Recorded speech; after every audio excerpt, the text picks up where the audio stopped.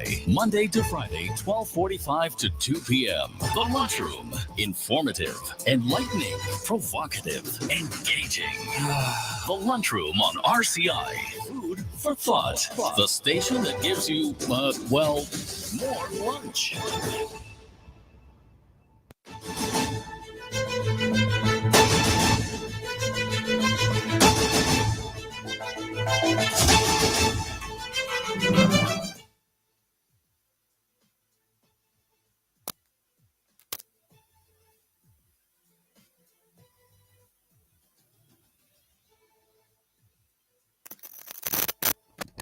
Sorry about that. And good afternoon again. Welcome to the Lunchroom on Radio Caribbean International for Friday, the 25th of October, 2024. Some of you, of course, know it as Vodwe di Creole. And this is program number 1270 of the Lunchroom. I'm your host, Calix George Jr. Of course, in addition to 101.1 FM radio, we are also streaming live on our WhatsApp, on our Facebook page. You just have to search for the official page of Radio Caribbean International and be sure to like and share that as well with your friends and family. Of course, we're also on our website, and that is rcistlucia.com. If you want to call in to tell us what's on your plate today, the number to do so is 452-3046. Again, 452-3046. And you can also message in on our WhatsApp number. That is 724-0008. You can call into that number as well. Call or message in on WhatsApp. And that number, as I said, is 724-0008. Now, today I want to send out some birthday greetings to Mr. Noah Clark. Happy birthday to Master Clark. And we do hope that you're enjoying your very, very special day as you are turning 9 this year. So we want to send out our very, very best birthday wishes to Noah on his very, very special day. Also sending birthday greetings out to Lisa de Turville. Happy birthday to you and wishing you a wonderful birthday celebration. And also to Tammy Valas. Happy birthday to you. Hoping that you're having a fantastic birthday celebration as well. Now, some history for today. In the year 1415, the Battle of Agincourt saw King Henry V of England's forces defeating a larger French army. And they used a particular technology of that time, which gave them the edge, and that was the longbow, the famous English longbow. And that was at Agincourt, or Azincourt in France. 1971 on this day saw the United Nations vote to expel the Chinese nationalist-ruled Taiwan and admit the Communist People's Republic of China into the United Nations. And in 2017 on this day, Chinese Premier Xi Jinping unveiled his new ruling council in the Great Hall of the People, and none of the 5 members of that ruling council were young enough to succeed him. We now move on to our dish of the day.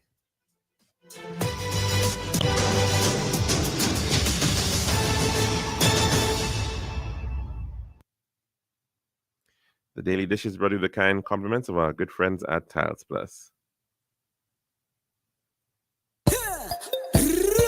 One tiles for your home, I see. Bathroom, kitchen, pantry. Need tiles for your balcony. Come down to Tiles Plus, satisfaction guarantee. Tiles Plus, Tiles Plus, Tiles Plus. Big tiles with unbeatable cost. Customer service, A+. With all kind of tiles, come down to Tiles Plus. We also got gasway and vanity. Boss, you'll see. Come down to mind nobody. We got the best tiles on island. Trust me. We are located Land Street in Castries, Bosses Jubilee Lanes, and Flag Street in Viewport.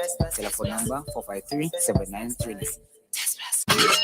Serving now, the Daily Dish. And welcome back to our program for today. Hope you're having a very, very blessed one. And of course, it is one of those days where the public out and about, commercial houses, schools, institutions all around St. Lucia express their Creole heritage. And it's done, of course, in many different forms, inclusive of Creole wear, Creole fashion. And of course, there are some lovely outfits, no doubt, out and about today as individuals are enjoying that expression of heritage, of traditions in that regard. Of course, it's also a day where many companies and institutions have their annual Creole breakfast or Creole lunch, some sort of feste in during the daytime to allow for the benefit of their staff, but as well, this is also an opportunity where a lot of entities are giving back to their customers.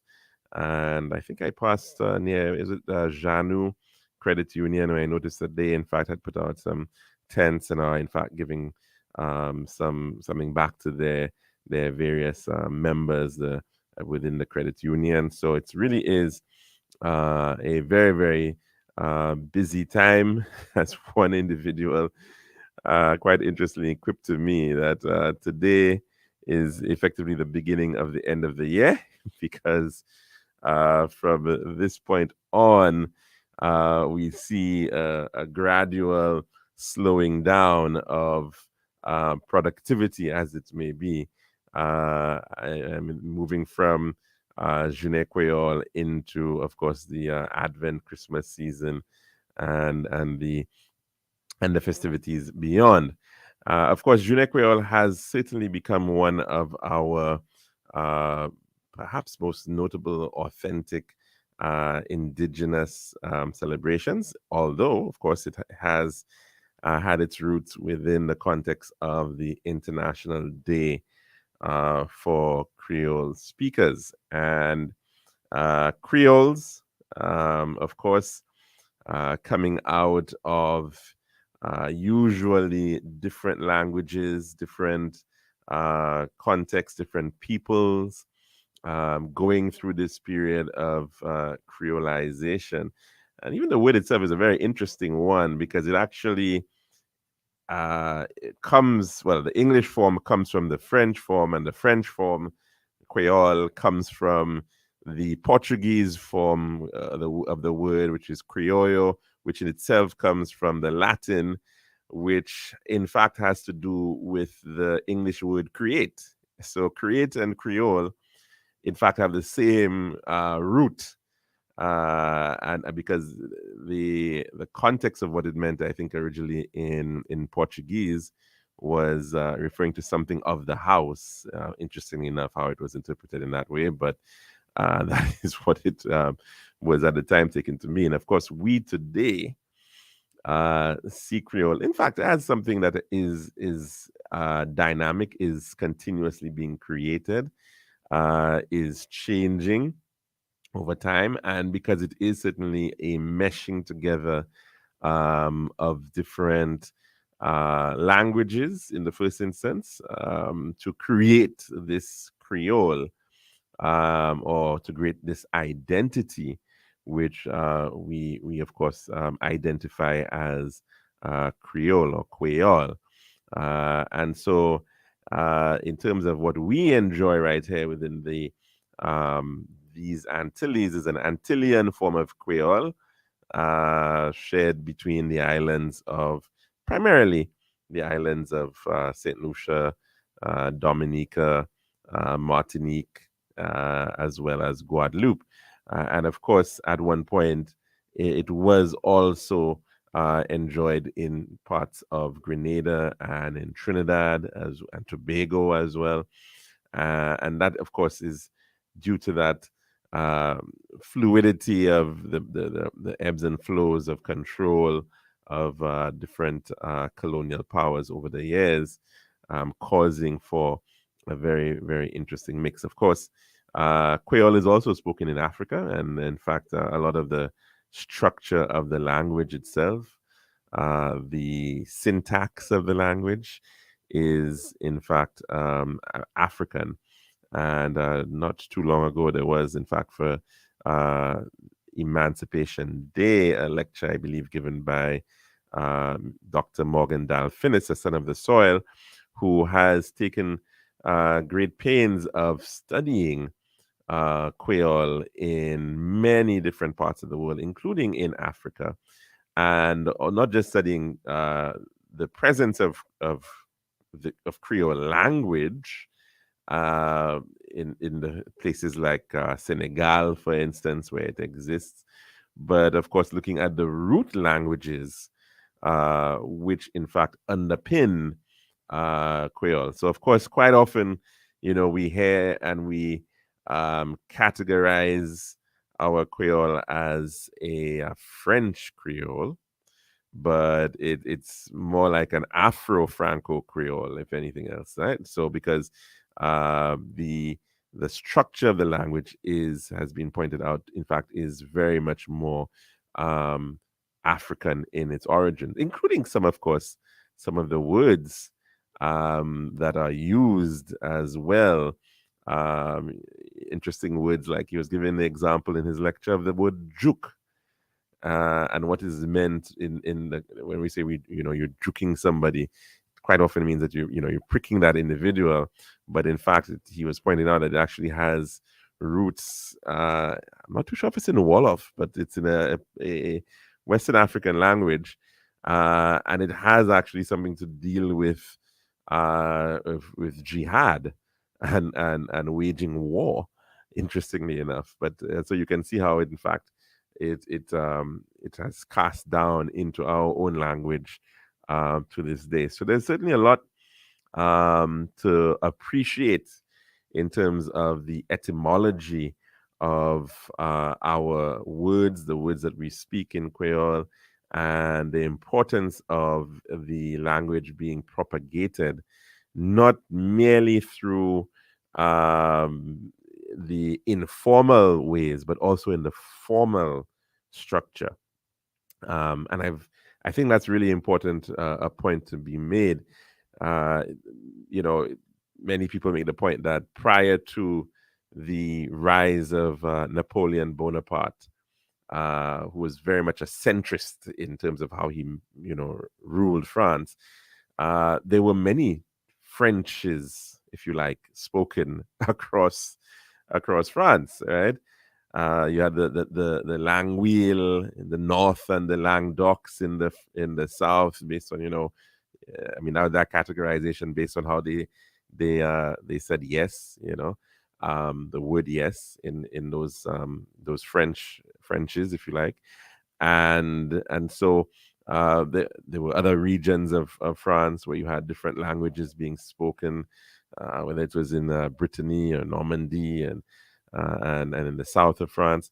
And so he, in fact, achieved standardization of French through the formalized system of education.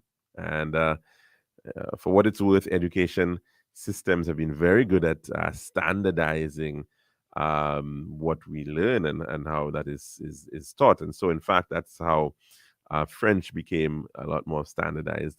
And so, in fact, which is exactly why when we look at some of the French phrases that we even use here in our Creole and in the names of places in some instances, a lot of them are passé. They're somewhat antiquated.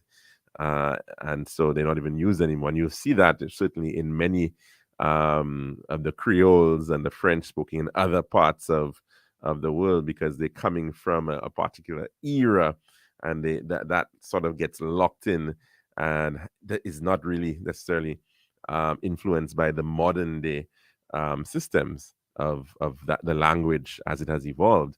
So it certainly is a matter that we do have to look at in terms of how we deal with the language, and the efforts have been had by many, and of course I think we certainly do need to remember those who continue to speak it actively, but of course We have to give props to the many who have studied it, like Dr. Morgan Dalfinis, like Dame Paulette Louisi, like Professor Hazel McDonald Simmons, Simmons McDonald, actually, and many, many others who have worked in this area in terms of trying to develop a language policy.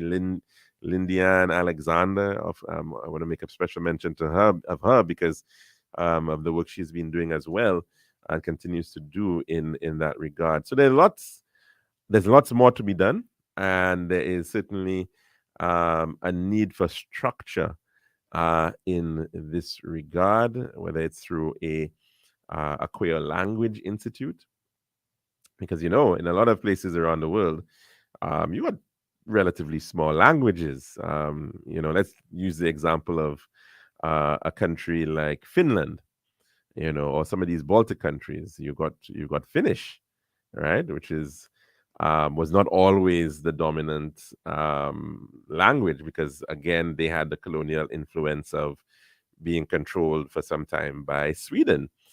And so in their education journey too, it was really important for them to actually adopt Finnish and to be able to propagate information through the written form in Finland. And so, it's to some degree why even in Finland to this day, a lot of their newspapers are actually supported by the state. They actually get grants to continue to publish in Finnish, right? And so that's how they, in many ways, continue their own protection of their heritage and their language in that form, even though they, only maybe about 5-6 million people in that country who are speaking Finnish, and probably across the world as well. Very, very small and limited language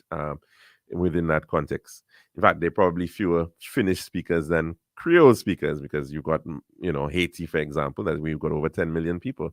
So there are a lot of these situations where that exists, but you have to have some structure by way of institutes that develop ensure that there is in fact the following of the lexicon and the language structure and the orthography of the language, how it is written. That has to be there has to be some regulator, so to speak, to ensure that those things are done, and to of course see how you get new expressions, because let's face it, the world is evolving all the time. There are new words that are coming up all the time that you've got to find new forms of how to say certain things, And so the question is, well, how would you translate artificial intelligence into Creole, or these sort of nuanced, scientific terms that will obviously come up and continue to arise. So of course, languages do that in different ways. Some of them just take the word wholesale and they just use it, or some of them try to find an appropriate interpretation using some phrases that may already exist within the language. And so a lot of those things have to be arbitered and determined and recorded to see how the language is continuing to develop. But of course, importantly, the need for the involvement of the state in terms of education, but beyond the education as well, even things like signage is another good example of where we should certainly be thinking about, having it more seen and an appreciation that it, in fact, is a written language, is a language, and it can be written and it should be written and used in different forms of expression, so that we don't end up, of course, like some other islands nearby, and in their own journeys with respect to Creole. In fact, there was a very interesting little piece done on Jeune Creole and its origins, I believe it is, And that is courtesy of Choice TV and Jason Seafley, who did an interview with Mr. Hilary LaForce, formerly of the Folk Research Center, giving a little bit of background in terms of the marking and the celebration of Journée Creole. Let's take a listen. It feels like Journée Creole has always been a part of St. Lucia, but there was a time when St. Lucia, like Grenada and Trinidad, was losing its Creole cultural heritage forever. At one time in Grenada and Trinidad, but they lost it because you're not conversing that often. Once you don't converse in a language for too long, eventually you lose it. Just like there are a number of Creole languages throughout the world, but lots of them have been in extinction because it has not been, they do not continue conversing in these languages. Something had to be done if St. Lucia was going to avoid neglecting its heritage to death. Countries like St. Lucia, Dominica, Martinique, Guadeloupe, etc., have been working to ensure that this language is not lost like the others, like the Creole languages. And so they approached UNESCO, and that is the United Nations Educational, Scientific, and Cultural Organization, to recognize the language and to appoint a day where the language can be celebrated. UNESCO agreed and named October 28th as International Day of Creole, but this is not the birth of Journée Creole. This is just the conception. As the Creole countries of the region continued exchanging ideas on how to celebrate the language every year, the St. Lucians had a brilliant idea. Creole is not just a language to be preserved, it is a cuisine, a mixture and a matrix of art forms, and a wide spectrum of culture to be celebrated.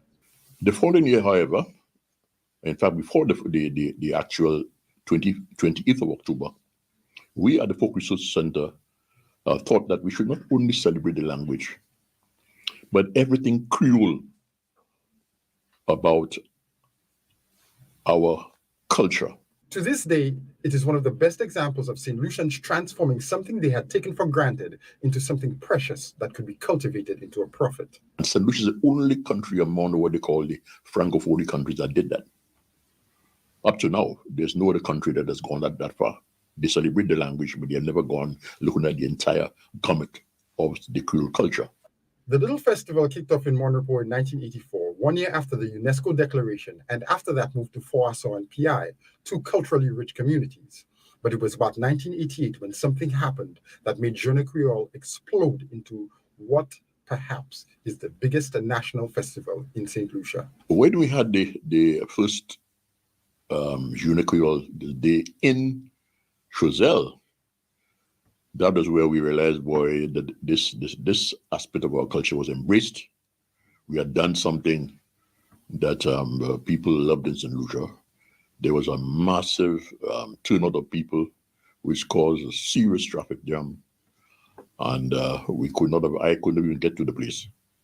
And so we decided to have it in 4 communities, spread out through the country to avoid that kind of calamity and that. Today, Journée Creole is one of the biggest, most anticipated events on the national and regional calendar, rivaling Carnival and the Jazz Festival in economic importance and eclipsing them both culturally. Once again, St. Lucians are taking for granted that this festival has always existed and has always been there. But as Journée Creole outgrows the roads, the health and emergency services, and the logistic capabilities of the island, the little festival that could is once again demanding that St. Lucians reevaluate their traditional culture, not because it is too small or unimportant, but because it is too big for the little island where it first sprouted. For Choice News Now, I'm Jason Seafley. And of course, thanks to Jason for that very interesting piece and that short interview there from an activist in the field, of course, that of Mr. Hilary LaForce. And I think some really important points being made there. That of course we've been able to take it forward in some very lovely ways in terms of that tradition of Journée Creole. And it's interesting because it's one of those festivals that has grown, but it's still the market is still primarily, of course, St. Lucians and St. Lucians in the diaspora. And that's perfectly fine. That's great, in fact. But there is value in it as well. And so there's nothing wrong in fact in terms of saying, hey, it should in fact be promoted to all and sundry, because it is in fact celebrating our heritage, even more so than, say, a jazz festival, which of course is, still, although there's some Creole connections there in terms of jazz and its origins in New Orleans and what have you. So from that perspective, you could tie it in into our Creole culture, but certainly the aspect of taking Creole and keeping it relevant for ourselves, and also to see where is the value added that can exist too, in terms of our Creole heritage. You look at some of the outfits that are out there, and they really are astounding. And you can see how our fashion sector, if you like, our tailors and seamstresses and fashion designers always seem to be coming up with something new or something different in terms of the designs each and every year, and that's really fantastic. And so even that is an area where we can certainly look at it. Of course, our sister island Dominica has done a bit of that, and so their lead festival now, of course, is their International Creole Festival. And truth be told, there are probably a couple thousand St. Lucians who are heading to, if not already, are on the Commonwealth of Dominica for that event. And that's all good. That's all certainly good in terms of regional integration and, connections and showing the closeness of the islands through language. But I think, beyond that as well, we too certainly do need to see how we can ensure the valorization of our Creole culture. I remember visiting, I think it was Guadeloupe, in fact, and they've got a very lovely chain, I think, a fashion chain called Doddy, and where you can get the most beautiful of Creole dresses, warp duets, and these various very, very, very fancy, stylish outfits, which in fact is used primarily for individuals when they're getting married, as wedding dresses. So it certainly is a lot of opportunity. There certainly is still a lot of opportunity in terms of how to embrace this culture that we have, but also to ensure that it remains authentic, while also allowing for individuals to want to keep it, because in fact it continues to be part of the livelihoods of individuals as time goes by. Some attempts have been made over the years. I think to, for instance, the Fort Latissab Creole Park. I'm not too sure how active that has been over the recent couple of years, but clearly there are certainly opportunities afoot to do the same. That's our dish of the day. When we come back, we're going to take in our weather report, and then afterwards we can take in some calls and also touch in on some other matters in the news. This has been The Daily Dish.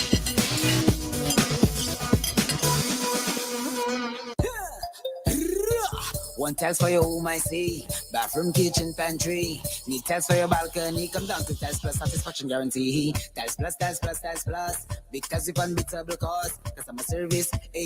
Need all kind of tiles. Come down to Tiles Plus. We are so glad that's and vanity. Boss, you'll see. Come down to mind nobody. We got the best tiles on island. Trust me. We are located Lance Road in Castries, Bosses Grocery Lanes, and Flag Street in Beaufort. Telephone number 453-7939. Island style, yeah. We got the time to make you go.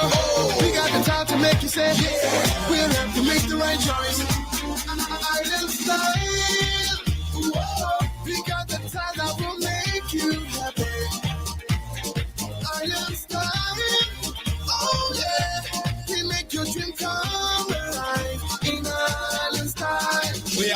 and princess, pieces and ground. Everything you need is on the house out. For the best price and the latest style. Take a little drive down to Island Style car. We got the time to make you go.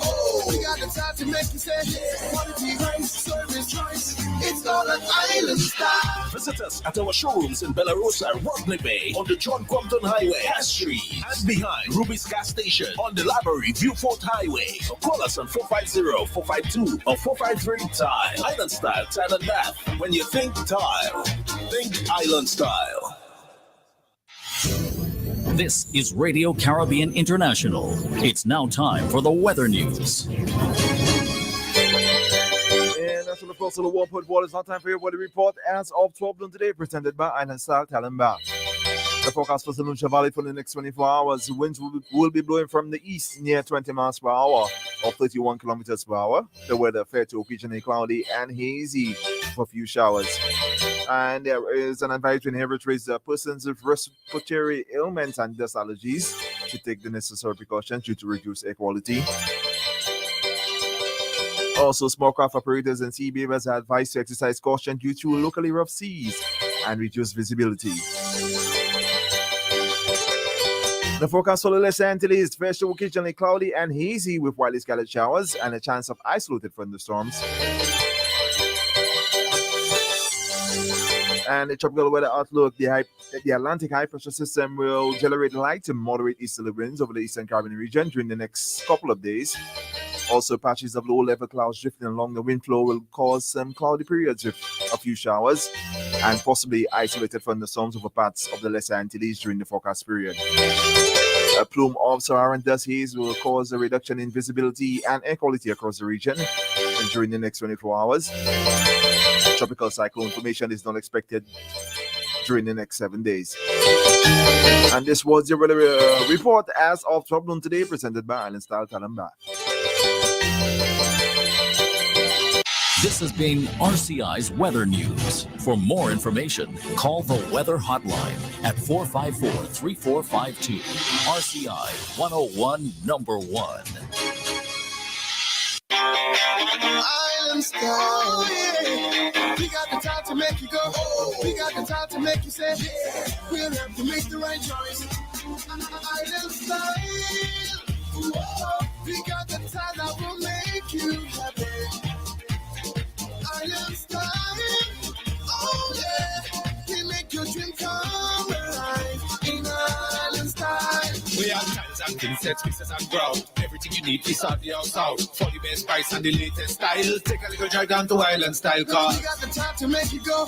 We got the time to make you say, quality rice, service choice. It's all an Island Style. Visit us at our showrooms in Bellarosa, Rodney Bay, on the John Compton Highway, Cass Street, and behind Ruby's Gas Station on the Library Viewfort Highway. So call us on 450-452 or 453-TILE. Island Style, Tile and Bath. When you think tile, think Island Style.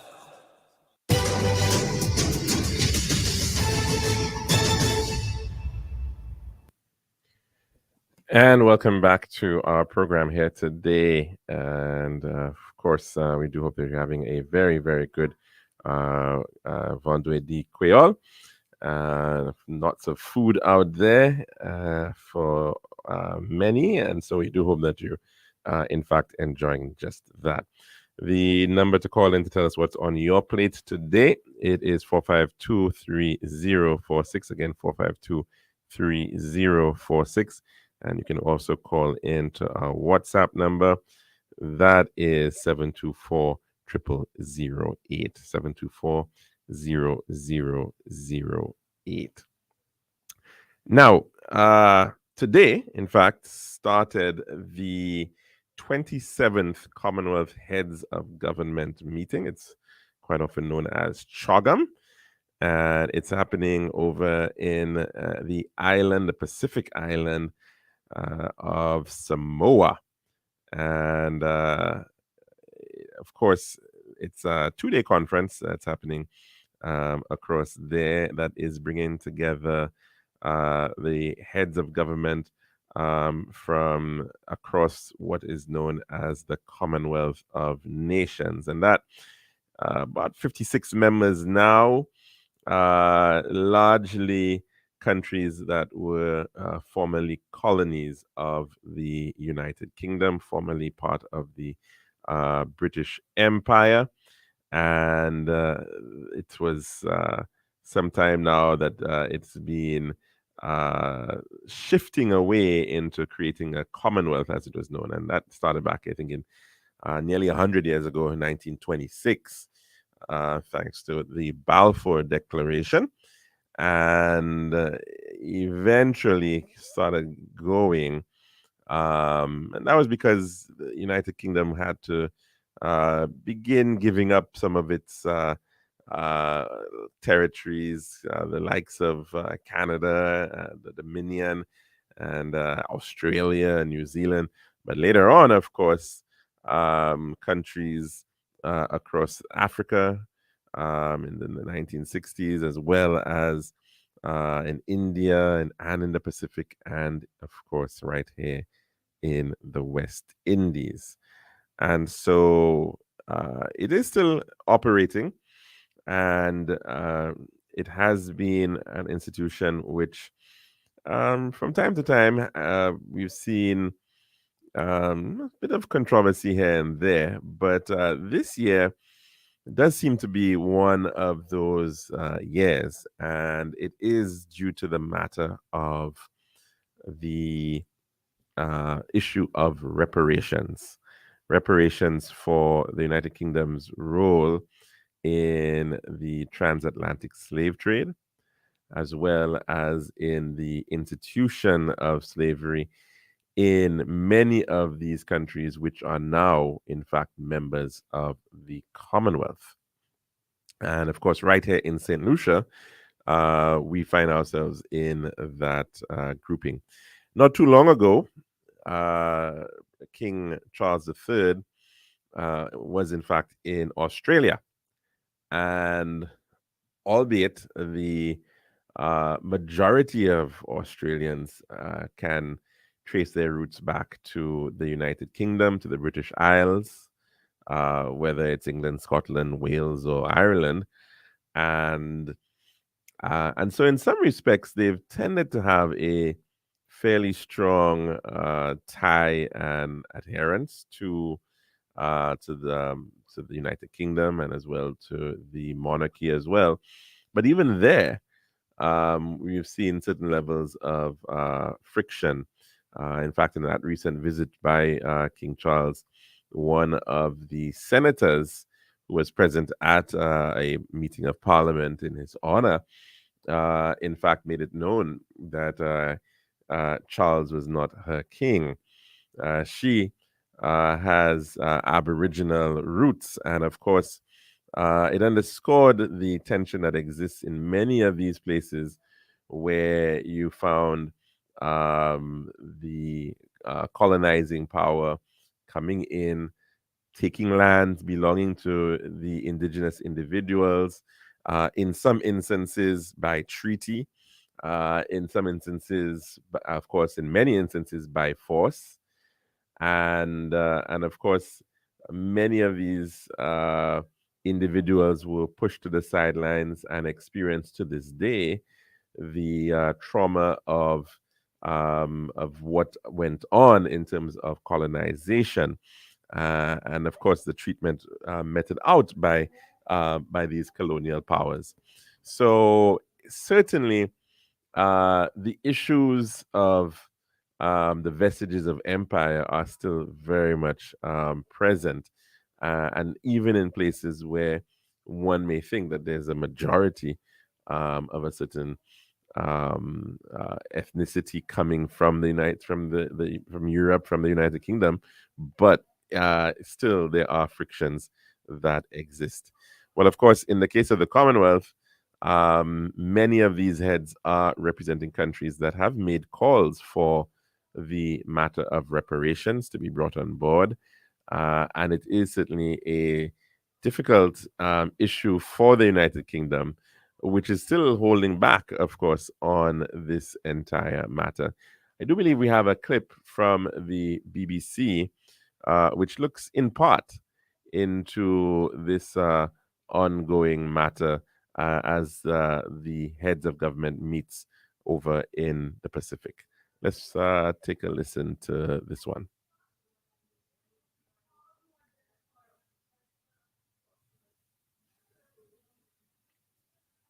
Struggling with high cost of living, residents are demanding immediate action.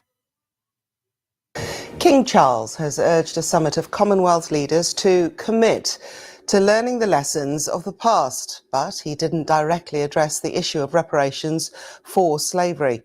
The King said it was time to find creative ways to right inequalities that endure within the Commonwealth of 56 nations, most of them linked to the former British Empire. Some leaders have said that they want the gathering in Samoa to debate the issue of reparations for Britain's historical role in the Atlantic slave trade. Our cohesion requires that we acknowledge where we have come from. I understand from listening to people across the Commonwealth how the most painful aspects of our past continue to resonate. It is vital, therefore, that we understand our history to guide us to make the right choices in the future. Where inequalities exist, for example, in access to opportunity, to education, to skills training, to employment, to health, and to a planet in whose climate our human race can both survive and thrive, we must find the right ways and the right language to address them. Well, the British Prime Minister Sir Keir Starmer has already ruled out an apology for the country's role in the slave trade, and the Chancellor Rachel Reeves says that Britain will not pay reparations. Sir Keir has been speaking to our political editor Chris Mason, who's travelled with the Prime Minister to the summit in Samoa. Leadership involves many things: decision-making, accountability and ceremony. This the Samoan welcome for Prime Ministers and Presidents. Some Commonwealth members want the UK and others to compensate them for the impact of slavery. Here is a debate the King referred to here in the broadest terms. None of us can change the past, but we can commit with all our hearts to learning its lessons and to finding creative ways to right inequalities that endure. It wasn't an endorsement of so-called reparations, compensation, but a nod to the anger the issue provokes for some. The Prime Minister has ruled out reparations. Yes, but like everybody else. I think we should be clear from the outset that the slave trade, slave practice was abhorrent.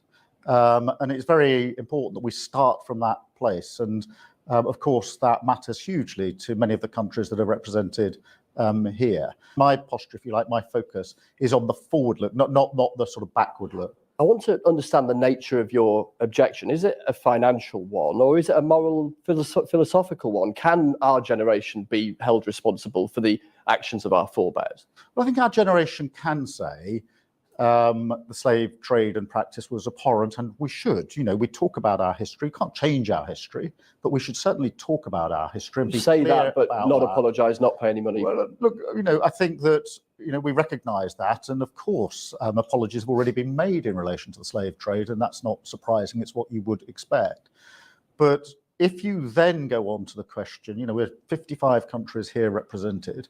And say in the conversations I've already had, what are the things that have come up most? I can tell you their resilience, they're a real concern, particularly with some of the smaller countries, about the impact of climate on them and how we can help with international institutions, financial institutions, to unlock money that might help them. You find yourself in the last couple of days embroiled in a row with Donald Trump over a loosely worded social media post by a Labour staffer and something of a transatlantic spat breaking out over alleged electoral interference by the Labour Party.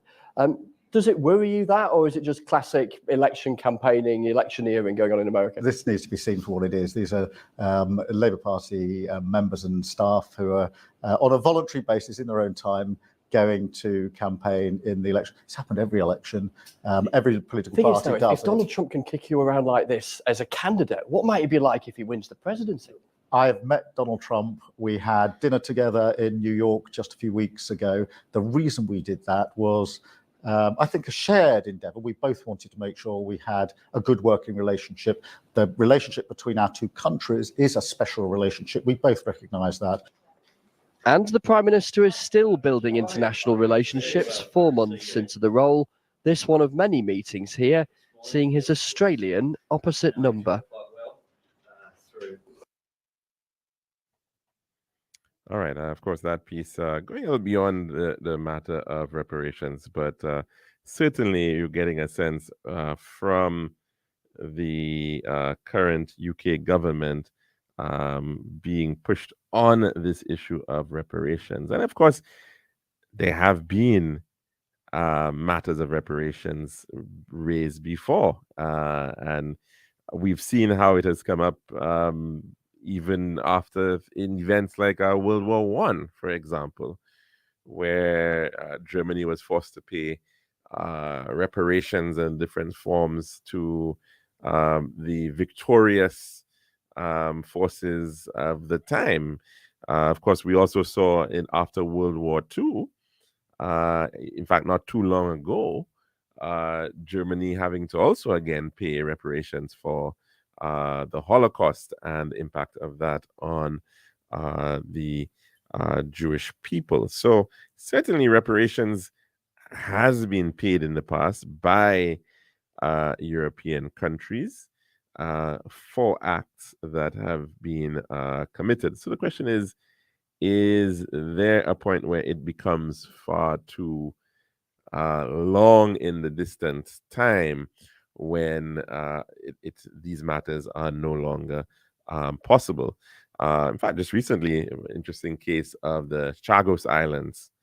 Those islands, in fact, were taken effectively by the United Kingdom away from Mauritius, and they were in fact the inhabitants of those islands were in fact expelled, had to make their homes in other parts of the world, and in fact, finally, a decision there being made that the Chagos Islands are to be returned to Mauritius. And interesting situation in that regard, because we've seen the issues of land still being a major issue in places like Africa, where the matter of conquest and colonial control is not really that old.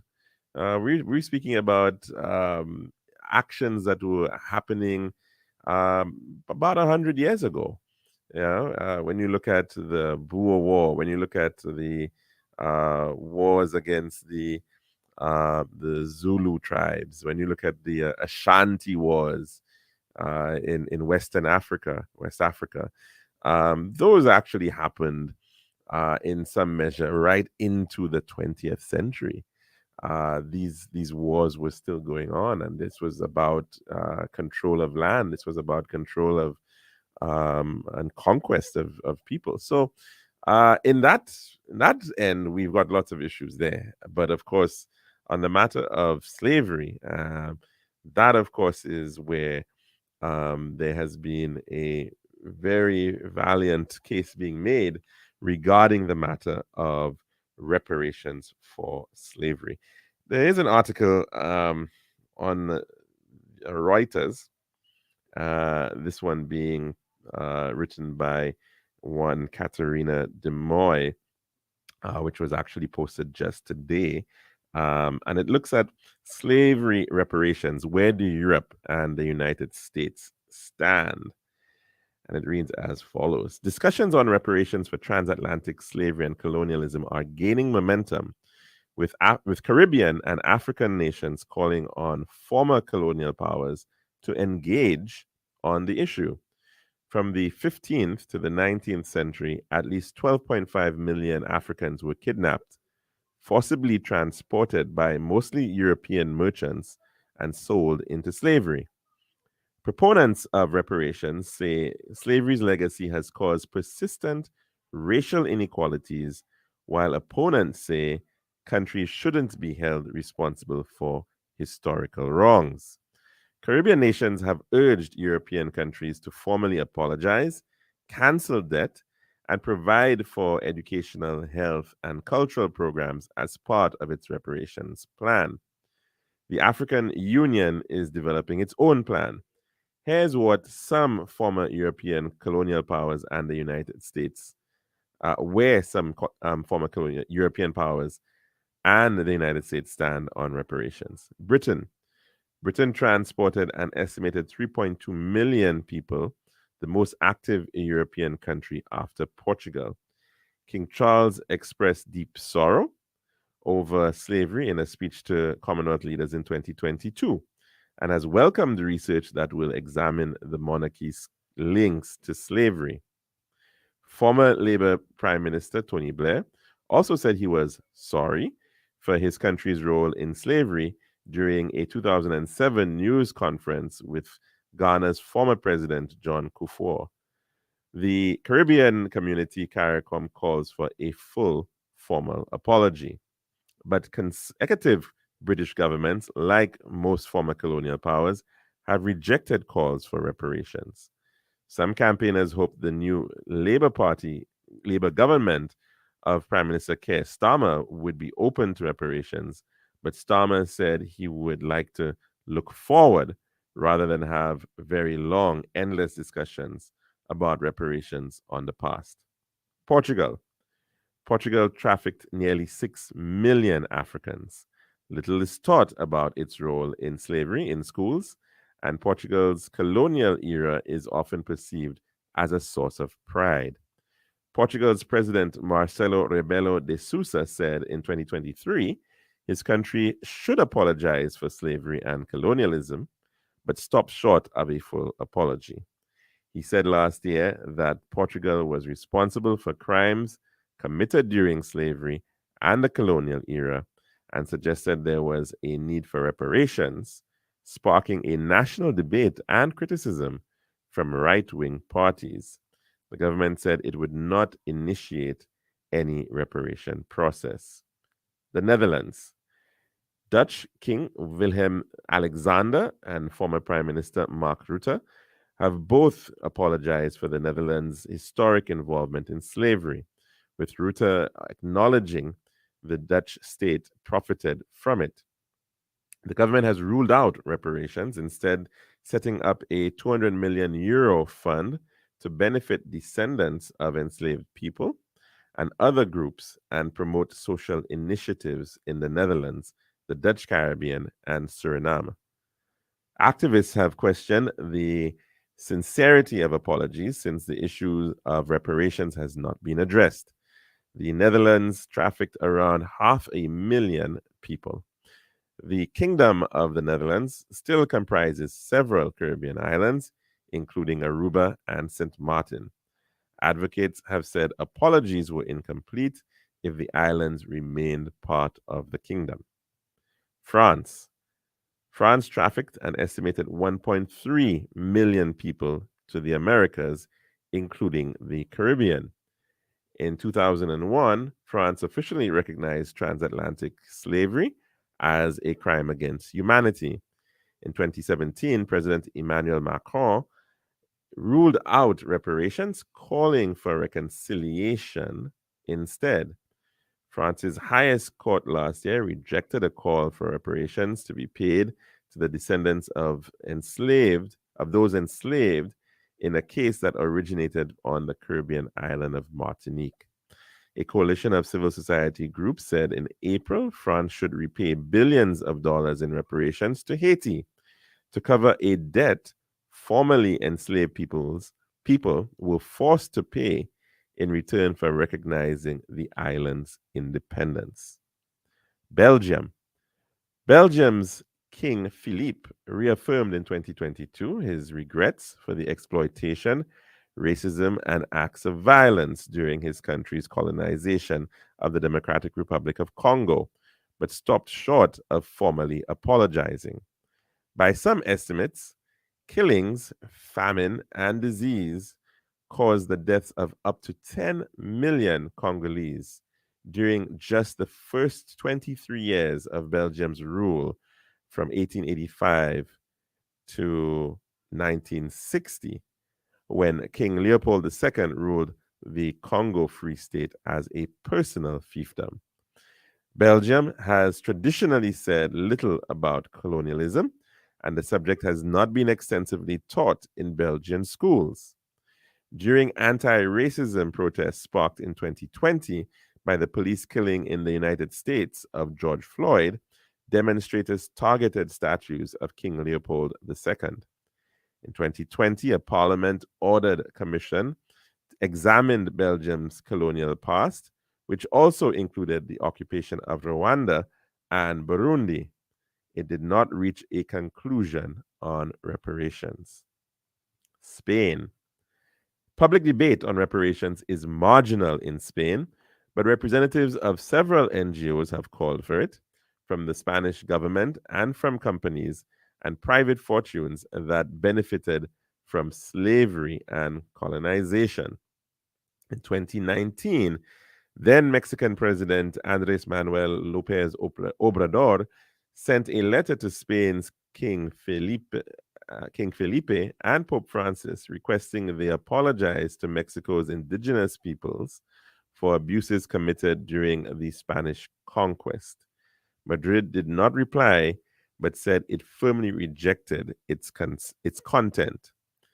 On October the 14th, Venezuela's Nicolas Maduro said that his country, along with other Latin American nations, intended to make a profound claim for Spain to pay reparations for the theft and plundering of our lands, as well as the slavery and suffering endured by our indigenous and African grandparents.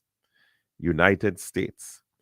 At the federal level, a proposal to create a commission to study what reparations might look like has been stalled in Congress for 35 years. California state legislators passed bills addressing the legacy of slavery and racial discrimination, but Governor Gavin Newsom vetoed last month the most ambitious of the reparations proposals. A U.S. State Department spokesperson said the country strongly supports the UN Permanent Forum on People of African Descent, which has called for the creation of an international tribunal on reparations. President Joe Biden said in 2021 he supported a study on whether descendants of enslaved people in the United States should receive reparations. And that story, as I mentioned, came out of Reuters today. It was done and prepared in London by Katerina Demany with some other contributions there, very extensively looking at the general state of play and the responses to reparations across Europe and the United States. And now, of course, you could see a pretty clear pattern in pretty much nearly every single country. There is usually some admission with respect to the role of that country, or rather the abhorrence of the act of slavery. But in terms of formal apologies, they seem not to be very close to be had. And in addition to that, even further, the whole idea of reparations has been rejected by most. One could say perhaps the closest that has come, which is not just a couple, in fact, last year, was it, in the case of the Netherlands, where they ruled out reparations but established a sort of a fund to support the work of to support descendants of enslaved peoples in the Dutch Caribbean. But that is perhaps the closest that we see in terms of anything near what could be conceived as some form of a reparation. Although, of course, even in the case of the Dutch, they have in fact ruled out reparations in and of themselves. So it is certainly an uphill battle for the likes of Hilary Beckles and the many reparations committees of the Caribbean, which have been formed. But it would appear that at least the heads of government at the level of the Commonwealth are willing to try to force the matter on the table in the case of the British and its role, Britain's role in the matter of the transatlantic slave trade and the institutions of slavery in its former colonies. But that's all the time we have here today on the Lunchroom. Of course, we do hope that everybody is going to have a very safe and blessed Journée Creole. And of course, as we continue to celebrate Creole Heritage Month here in St. Lucia. Bonne fête.